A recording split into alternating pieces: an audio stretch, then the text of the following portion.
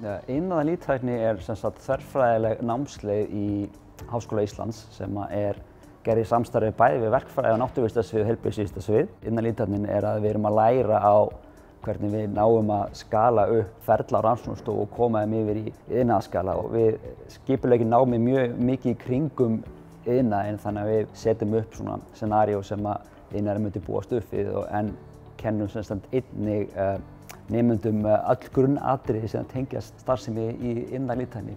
Ég valdi iðnaðar líftækni vegna þess að ég gat farið aðeins út fyrir líffræðina og inn á heilbrigðisvísindasvið og verkfræðisvið og aðallega út á fjölbreyttu úrvali af námi. Það sem kom mér mest á óvart var kannski mikill munur á milli fræðasviða hverjir áherslunar eru og það var gaman að sjá mismunandi áherslur á kennsluhætti.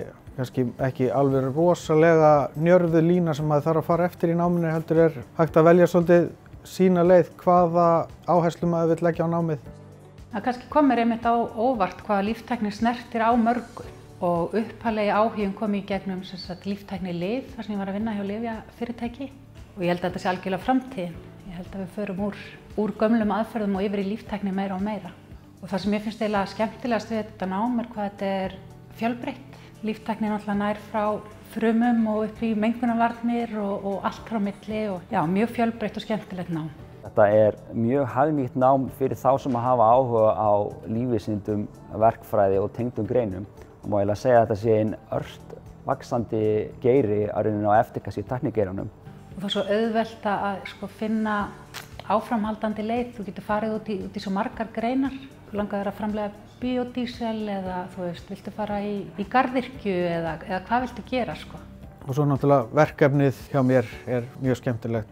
Ég hef verið að vinna með blágræna þörunga. Ég hef mikið verið að smíða plasmíð sem ég set síðan inn í blágrænu þörunguna til að athuga hvernig þeir starfa sérstaklega í sambandi við að mynda samlífi við plöntur og sveppi, efnaskiptin sem eiga sér stað við það.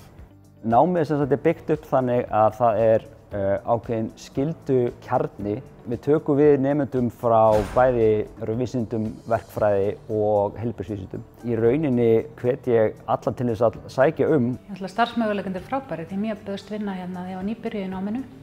Ég vinn sem þörungafræðingur hjá Saga Natura sem sérhæfir sig í ræktun örþörunga og vinnslu lífvirkra efna úr örþörungum og framleiðslu fæðubótaefna. Og við sjáum það bara kringum okkur þegar við lítum á fyrirtækin sem hafa verið í vexti eins og Dicot, Alvotech, Orf og fleiri fyrirtæki. Þetta allt fyrirtæki í miklum vexti og hafa all grunn sem byggja grunn sín á líftækni. Það mikið úrval af fyrirtækjum sem eru að sækjast eftir fólki til að vinna verkefni og líka hérna í háskólanum. Alvotech reisir nú rannsóknarrými í Vatnsmýri þar sem Háskóli Íslands mun hafa rannsóknaraðstöður í líftækni. Þessi grein í mjög örum vexti. Framtíðin mjög björt fyrir nemendur sem stefna á störfi í líftækni sem koma til þessu námi.